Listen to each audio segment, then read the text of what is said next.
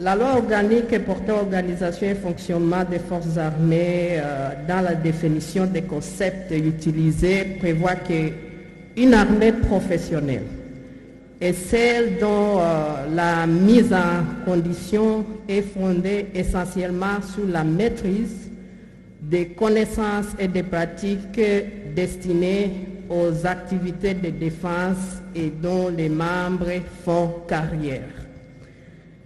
Et une armée républicaine, c'est celle qui est respectueuse des lois et des institutions de la République et soumise à l'autorité civile. Or, les réservistes, honorable président, ne sont pas les personnels militaires de carrière, mais plutôt des volontaristes qui s'est mis à la disposition de la nation pour servir dans l'armée pour une durée déterminée. Ce sont des volontaires, ce ne sont pas des personnes de carrière. C'est ainsi que la loi aussi doit intégrer les choix des corps dont les volontaires peuvent servir en tant que membres de réserve. C'est-à-dire, on peut considérer l'infanterie, la défense aérienne, l'artillerie, la génie, renseignement, signaux, logistique, formation et défense nationale et j'en passe.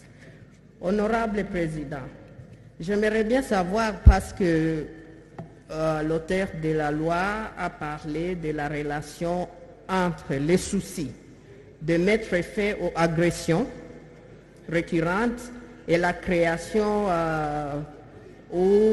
la création d'un corps de réservistes. Je ne comprends pas quelle est la relation là-dessus. Parce que quand nous nous référons à l'article 63 de notre Constitution, honorable Président, qui parle d'un service obligatoire, qui peut être institué un service obligatoire militaire. Ce n'est pas les réservistes. Les réservistes, je répète, ce sont des volontaires.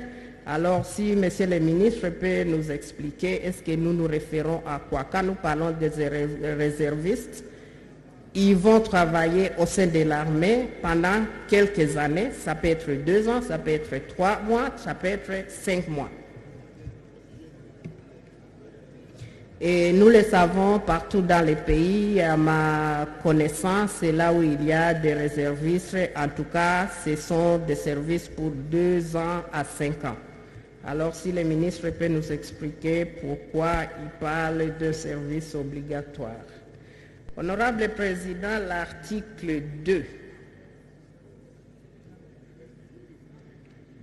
parle des anciens militaires de carrière qui peuvent être des réservistes. C'est-à-dire que ce sont des militaires qui sont déjà à la retraite.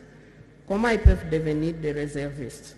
Monsieur le ministre, vous le savez que vous avez le droit de les rappeler si vous avez les besoins de leur savoir-faire, de leur connaissance, vous pouvez les inviter, les militaires qui sont déjà à la retraite. Et aussi, je ne crois pas qu'ils auront besoin d'une formation parce que vous avez évoqué qu'ils auront besoin d'une formation. Alors, il faut nous donner un éclaircissement là-dessus. Et aussi, c'est quelles catégories qui seront soumises à la formation? Moi, je pense que ce sont des jeunes gens, peut-être des civils. Vous avez évoqué l'âge de 18 ans. Moi, j'aurais proposé, nous savons, nous connaissons nos enfants. L'âge de la responsabilité, moi je peux dire à 21 ans. On peut avoir quelqu'un qui est mature, avec la maturité pour être responsable. Peut-être nous devons tenir compte de l'âge entre 21 ans et 26 ans pour être réserviste.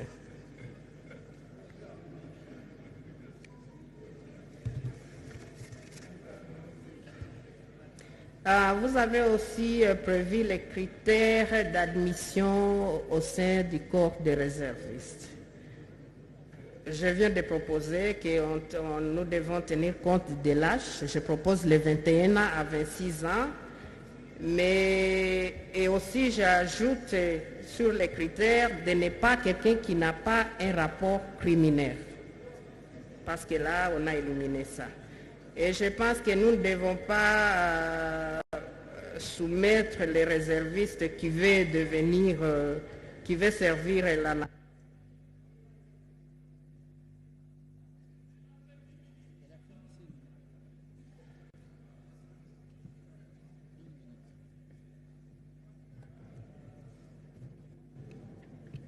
Ça va, collègue?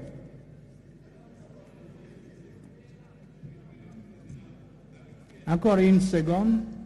Merci bien, honorable président.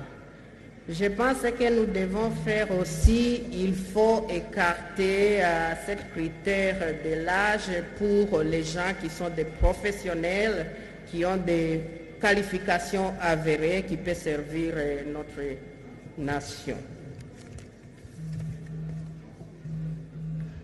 Honorable Président, à l'article 4, Monsieur le ministre parle d'une démission volontaire. À ce qui concerne la perte de qualité. Moi, je pense que c'est un service volontaire. Alors, on ne peut pas parler de la démission acceptée.